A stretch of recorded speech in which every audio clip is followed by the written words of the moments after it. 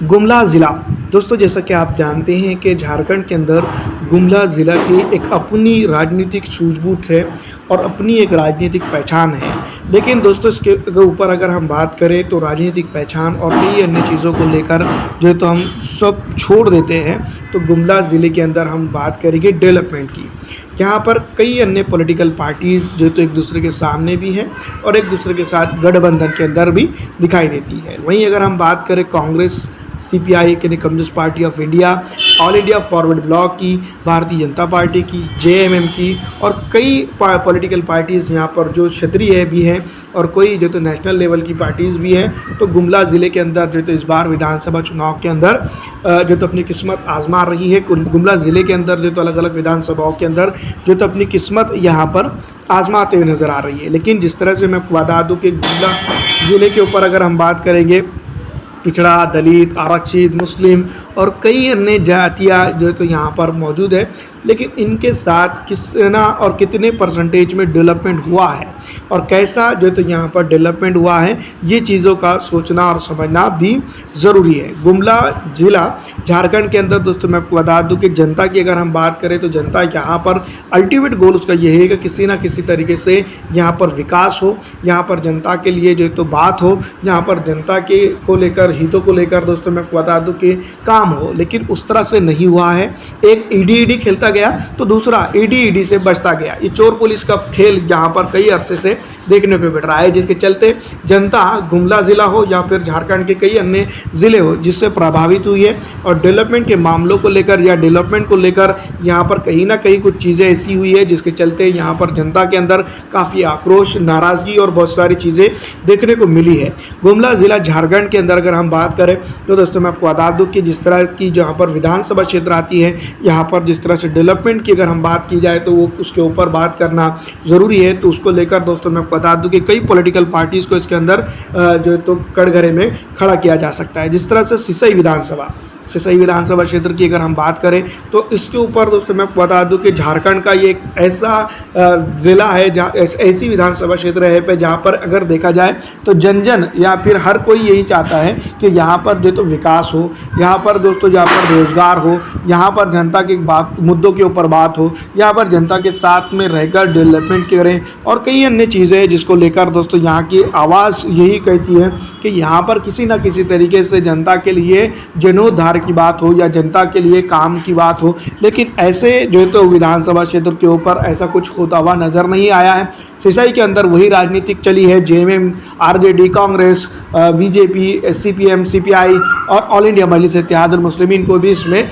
हम शामिल कर ले सकते हैं। लेकिन एमआईएम की अगर हम बात करें तो सिसई के अंदर उतना उनका प्रेशर या फिर उतना वो नहीं है। जेएमएम की अगर हम बात करें तो जनता के सामने जेएमएम झारखंड मुक्ति मोर्चा के बड़े बड़े नेता आते हैं और यही कहते हैं कि हम डेवलपमेंट के लिए सिसई के अंदर बात करते हैं और सिसई को डेवलपमेंट की तरफ ले जाने की बात कर रहे हैं। लेकिन ऐसा नहीं हुआ है। सड़कें खस्ता हाल है, पानी का प्रॉब्लम्स है, कई एक चीज़ें हैं। झारखंड की अगर हम बात करें तो जल, ज़मीन और जीवन की बात की जाती है, लेकिन यहाँ पर ऐसा कुछ होता हुआ नज़र नहीं आ रहा है। झारखंड विधानसभा या फिर झारखंड के अंदर अगर हम बात करें तो किसी ना किसी तरीके से भारतीय जनता पार्टी जो तो सत्ता में आने की कोशिश कर रही है, तो वही जेएमएम जो तो इसको डिफेंड करके जो तो अपनी सत्ता बचाने की काम में जुटी हुई है। वही जनता की अगर हम बात करें तो जनता जो तो इन दोनों प्लेटफॉर्म के अंदर अगर देखा जाए तो पिसते हुए नज़र आ रही है। वहीं अगर हम बात करें,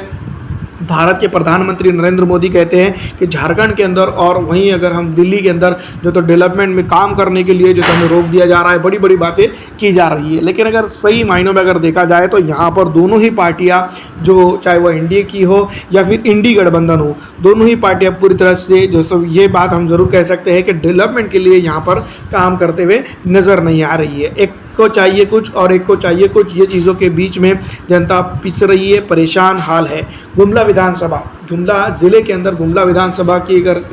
तौर पर अगर देखा जाए तो गुमला के अंदर भी कई एक चीज़ें ऐसी हुई है जो एक सिटी का एरिया ये आता है। इसके ऊपर हम बात करेंगे तो दोस्तों मैं आपको बता दूं कि पिछड़ा, दलित, आरक्षित और एक कम मात्रा में ही क्यों ना हो लेकिन एक अच्छी खासी मात्रा जिसको हम कह सकते हैं उटरों की, ये मुसलमानों की भी आती है। सिटी का एरिया है। यहाँ पर दोस्तों मैं आपको बता दूं कि इस विधानसभा क्षेत्र के ऊपर जो तो बात की जा सकती थी या फिर इसके ऊपर जो तो विकास के बारे में काम किया जा सकता था, लेकिन बेसिक तौर पर ये बात हम ज़रूर कह सकते हैं, गुमला जैसी विधानसभा क्षेत्र के ऊपर भी डेवलपमेंट ना आधारित नज़र आता है। तो दोस्तों मैं आपको बता दूं कि झारखंड अगर देखा जाए तो उसका निर्माण एक अरसे से हो चुका है। डेवलपमेंट की अगर हम बात करें तो निर्माण के साथ अगर डेवलपमेंट भी इस स्टेट के अंदर आ जाता, गुमला के अंदर आ जाता, या फिर सिसई के अंदर आ जाता, या फिर बिष्णुपुर के अंदर आ जाता, या गढ़वा के अंदर आ जाता, पांकी के अंदर आ जाता, तो कहीं ना कहीं ये बात हम ज़रूर कह सकते थे कि झारखंड को जो है तो आज़ाद इंडिपेंडेंट स्टेट बनाने का कुछ ना कुछ मकसद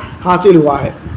लेकिन यहाँ पर अगर देखा जाए तो आरजेडी, जेएमएम, कांग्रेस और सीपीआईएम और कई अन्य वर्गों के सामने आज भी टकराव का मुकाबला देखने को मिलता है, और उमूमी तौर पर जो कमज़ोर जनता है इधर का वो परेशान हाल नज़र आता है। कई एक अन्य जगहों पर अगर देखा जाए तो डेवलपमेंट गुमला के अंदर भी है, लेकिन जिस तरह से होना चाहिए बेसिक तौर पर दोस्तों मैं बता दूँ कि वो यहाँ पर नज़र नहीं आता है। पिछड़ा, दलित, आरक्षित, अन्य समाज को यहाँ पर काफ़ी दिक्कतें हैं, और रोज़गारी के मामलों को लेकर दोस्तों मैं बता दूं कि जनता माइग्रेशन करने पे मजबूर है, एडजेसेंट स्टेट में जाती है, या फिर दोस्तों मैं बता दूं कि महाराष्ट्र या गुजरात या अलग अन्य स्टेटों के अंदर यहाँ के युवा को रोज़गार हासिल करने के लिए जाने को मजबूर कर दिया गया है। तो यहाँ पर की मौजूदा गवर्नमेंट भी इसके अंदर जिम्मेदार समझी जा सकती है, या फिर विपक्षी दल भी इसके लिए जो तो जिम्मेदार समझे जा सकते हैं। अन्य तौर पर अगर हम बात करें तो अल्टीमेट गोल यहाँ की जनता का या जन जन की आवाज़ का यही मानना हो सकता है कि यहाँ पर विकास हो, लेकिन विकास ज़मीनी तौर पर नहीं देखने को मिलता है। इसी में एक विधानसभा क्षेत्र आती है दोस्तों मैं बता दूं कि बिष्णुपुर विधानसभा क्षेत्र। बिष्णुपुर विधानसभा क्षेत्र की अगर हम बात करें तो दोस्तों मैं बता दूं कि इसके अंदर कुछ चीज़ों के ऊपर जो तो ज़रूर गौर करने की ज़रूरत है, या फिर इसमें कुछ चीज़ों को लेकर जो तो बात करने की ज़रूरत है। बिष्णुपुर विधानसभा क्षेत्र के ऊपर अगर हम बात करें तो दोस्तों मैं बता दूं कि पिछड़ा, दलित, आरक्षित, मुसलमानों का यहाँ पर एक बड़ा कंपोनेंट है वोटरों के तौर पर अगर देखा जाए तो। लेकिन यहाँ पर मैं आपको बता दूँ कि इन ही इलाकों के अंदर डेवलपमेंट की अगर हम बात करें या डेवलपमेंट को लेकर अगर हम बात करें तो यहाँ पर कहीं ना कहीं जो तो डेवलपमेंट रुका हुआ नज़र आता है। यहाँ पर दोस्तों मैं बता दूं कि जनता जनार्दन का जो तो जिस तरह से सपना एक तरह से देखा जाए तो सपना ही नज़र आ रहा है। डेवलपमेंट के बाद में अगर बात की जाए तो डेवलपमेंट के ऊपर दोस्तों मैं बता दूं कि जनता जनार्दन काफ़ी परेशान हाल नज़र आती है। पिछड़ा, दलित, आरक्षित, मुस्लिम समाज के लोगों की अगर हम इस विधानसभा क्षेत्र के ऊपर यानी कि बिष्णुपुर विधानसभा क्षेत्र के ऊपर बात करें तो कुछ चीज़ों को लेकर यहाँ पर दोस्तों मैं बता दूँ कि जनता के बीच में काफ़ी आक्रोश है, नाराज़गी है, और ये नाराज़गी और ये आक्रोश जो है तो किसी ना किसी तरीके से अगर वोटिंग बूथ तक चला जाता है तो यहाँ पर सीधी तौर पर मौजूदा सत्ता और विपक्ष को लेकर जो है तो बड़ा झटका लग सकता है। बिष्णुपुर विधानसभा क्षेत्र के ऊपर दोस्तों मैं बता दूं कि ऑल इंडिया मजलिस इत्तेहादुल मुस्लिमीन किसको तायद करेंगी, ये सबसे इम्पॉर्टेंट और बड़ा जो है तो देखा जा सकता है। फिलहाल दोस्तों इस वीडियो में इतना ही। अगर आपको हमारी वीडियो अच्छी लगती है तो उसको लाइक और ज़्यादा से ज़्यादा शेयर कर दीजिएगा।